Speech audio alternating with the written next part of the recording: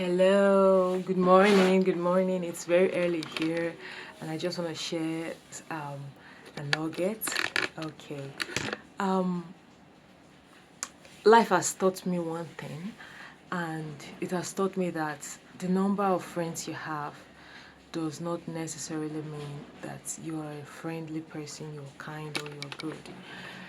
In many cases, the number of friends you, or the number of, let's just say, the number of people you are in their good books, let me not call them friends, people that you are in their good books, does not necessarily mean that they love you or um, they think nicely of you.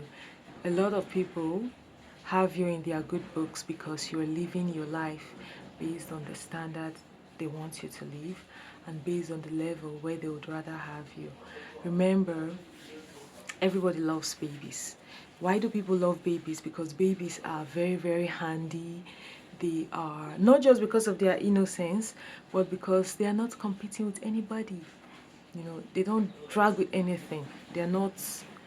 Um, they're not sharing anything with you, literally. Babies are just there, handy. You can do with them whatever you want to do with. If you want to go to school and you think a baby will hold you back, you carry the baby along with you to school. But then, as an adult,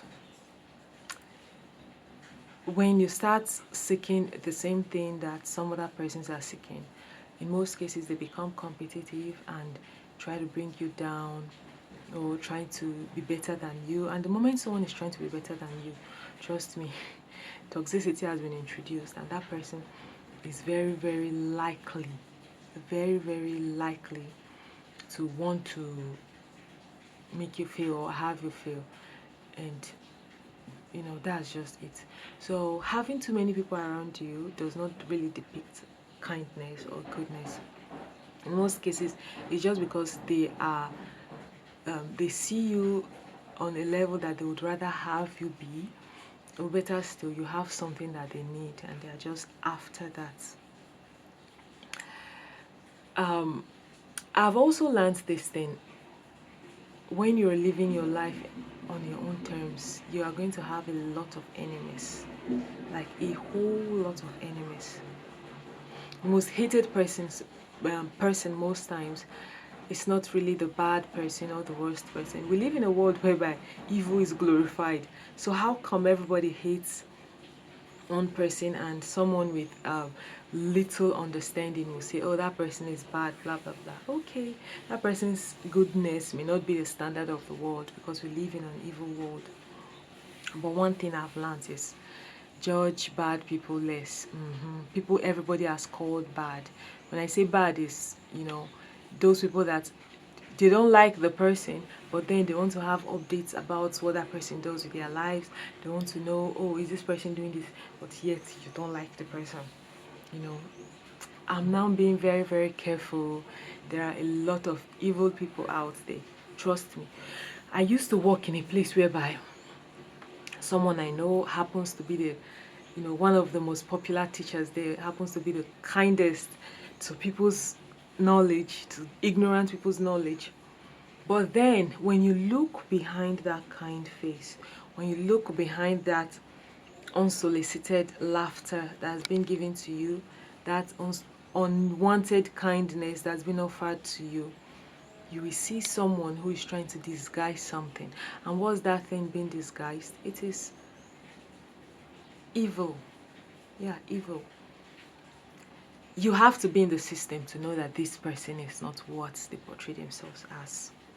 You have to be in the system to realize that this person limits growth. Not everyone that kills somebody is evil. Some people, they try to truncate another person's growth, and that's some sort of evil deeds, So be careful how you label people. Be careful of the label you see on people, because many labels are not what they are. Yeah, some people can label you to the point they have you playing to their labeling, and that's really, really,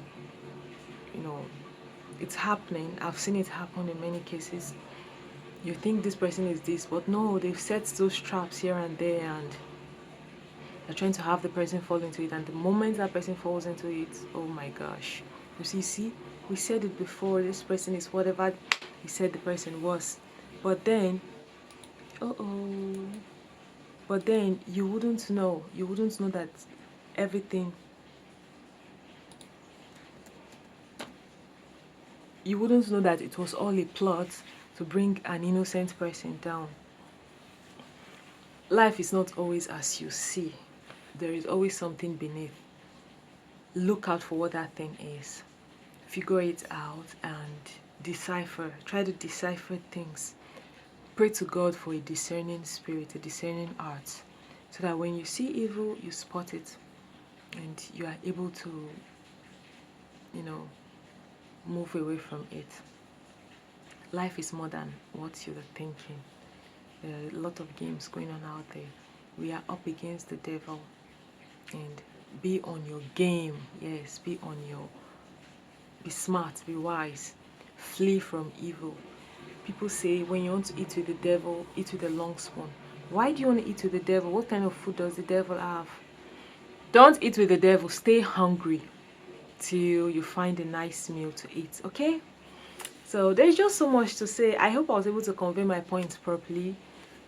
Oh, one more thing I wanted to say.